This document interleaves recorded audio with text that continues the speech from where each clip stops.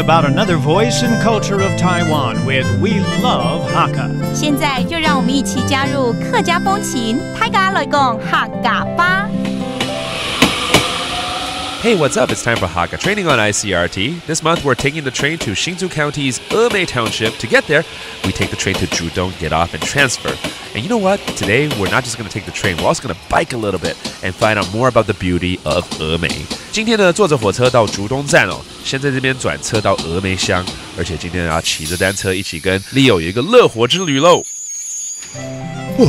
休息一下吧。好啊，好啊。今天天气又很好啊。对啊。好喜欢骑脚踏车哦。我跟你讲，峨眉乡这个地方真的好漂亮。可是哦，我们现在骑车这一块地方，到底是峨眉乡的哪里啊？这叫做生米寮，12寮。生米寮，张乃寮的寮，要来玩的意思。来玩12次吗？对啊，来玩12次。不是啦，不是吗？此寮非彼寮就对了。是，这边就是以前有隘寮，是以前的人建来要防御外敌入侵的一个地方。这边哦，这地名的由来就是因为当初呢，这边有15座隘寮，然后呢，这是第12座，所以叫生米寮。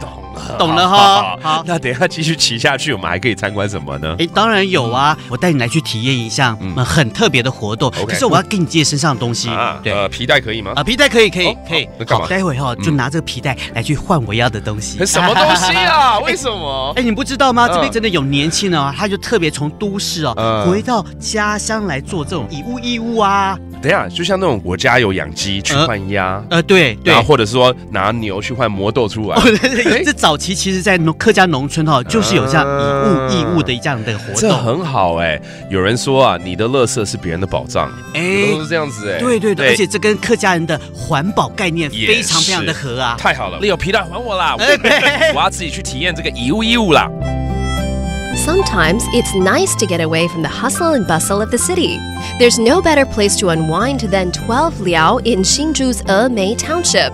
A liao is a small hut, and in the 1800s, they were made in the area for defense and to develop the land.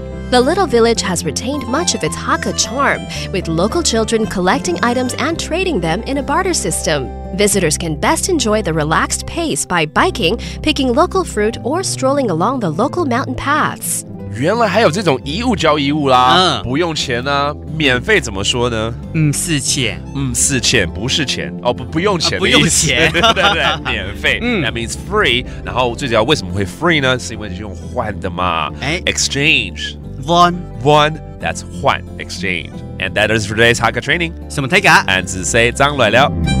客家风情由客家委员会监制。We Love Hakka has been brought to you by the Hakka Affairs Council.